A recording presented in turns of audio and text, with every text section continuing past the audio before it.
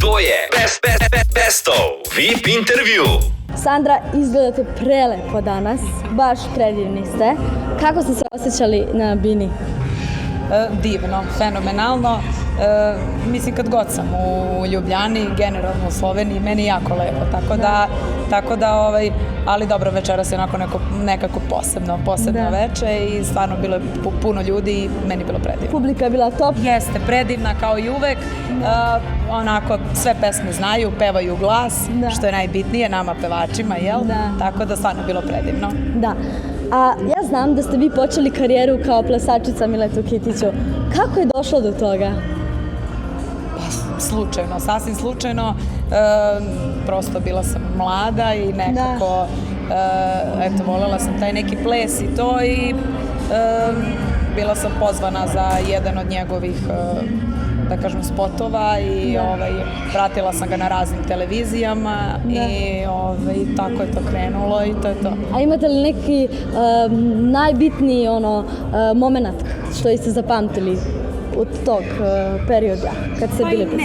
Ne baš, da, bila sam jako mlada i još uvek negde nisam znala šta želim. Da. Znaš, tako da nekako posle sve ovo kada je došlo, onda sam opet bila i malo starija i onda opet sam znala onako šta želim i kako želim, jel?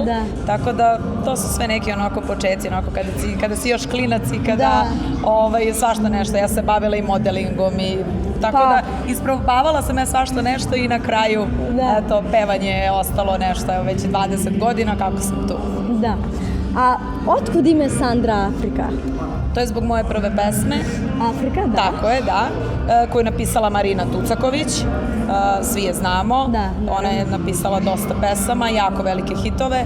Tako da, naravno, ona više nije među živima, što nam je jako žao.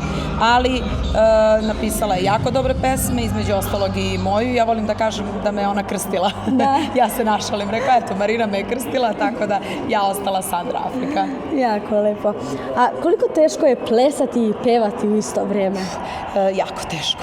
Jako teško, dosta kondicije treba za to. A kako održavate kondiciju? Pa dobro, ja sad baš nešto nisam u kondiciji, ali generalno treba jako puno kondicije i naporno je stvarno, nije lako zato što pogotovo kada je live svirka u pitanju, kada nije playback, onda je jako... Ali vama to ide super od ruke. Ali dobro je, dobro, za sad je okej. Da.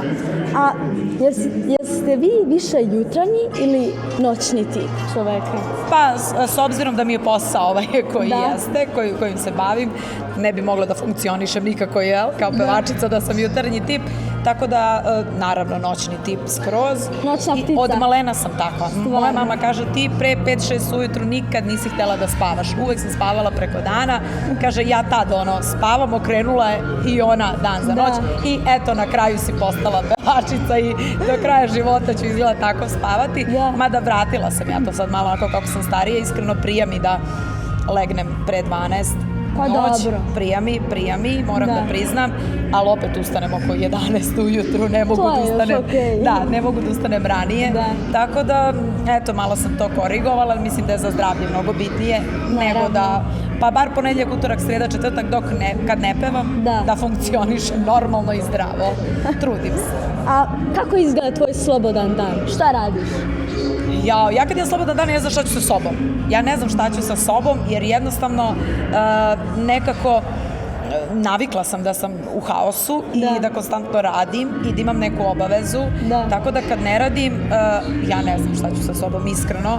I obično odem na trening, vidim se sa porodicom, jer za to nikada nemam vremena, mislim fizički nisam tu. Tako da, eto, znači, bukvalno, eto, to radim, ništa posebno. Pa dobro, i to je dobro da ništa nema. Naravno, da. A jel postoje 3 stvari koje niko ne zna o vama? Vaši fanovi, da još ne znaju? Pa recimo, možda sam ja negde to i provukla, ali mislim da ne znaju da ja jako volim slikarstvo.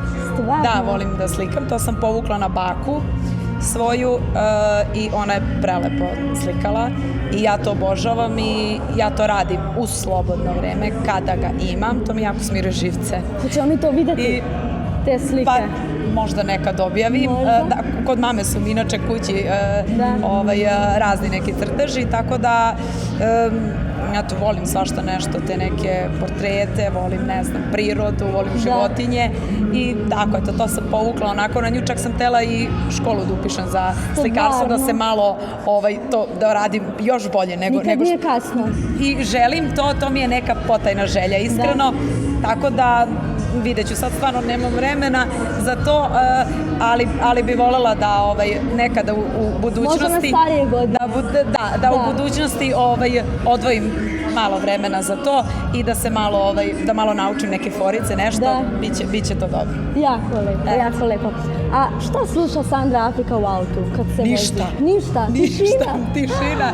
Meni muzike nema u kolima, verovali, ni radio, ni CD, ništa, jer jednostavno tako mi prija ušima i glavi. Ja sam konstantno u nekom haosu, što sa ljudima, što sa muzikom i stvarno mi prija tišina, tako da i kući isto ne. Nikakva muzika. TV čak ne palim nikada, verovali ili ne, tako da jako volim tišinu. Da. A upravo si izbacila duetsku pesmu sa Jacksonom. Jeste. Pesma je vrh. Hvala ti. A da li možemo očekivati neku novu pesmu još do nove godine ili posle nove godine? Ne znam, to se kod mene nikad ne zna. Imam svašta nešto onako što me čeka. Devojka tvog druga je otpevana na španskom, verovala ili ne, da. To stoji, evo sada će skoro godinu dana, nikom to nisam otkrila, sada će skoro godinu dana. Ekskluziva, tako je. Sada će skoro godinu dana kako sam otpevala, ali nikako da treba spot da uradim, treba da se ode do Španije, jer želim sve to da bude bukvalno onako skockano kako treba, tako da potrudit ću se da to bude, do nove godine neće sigurno, ali posle nove godine da to realizujem, tako da, eto, jako sam srećna. Pa super. Bi nešto malo da promenimo, da bude nešto drugačije.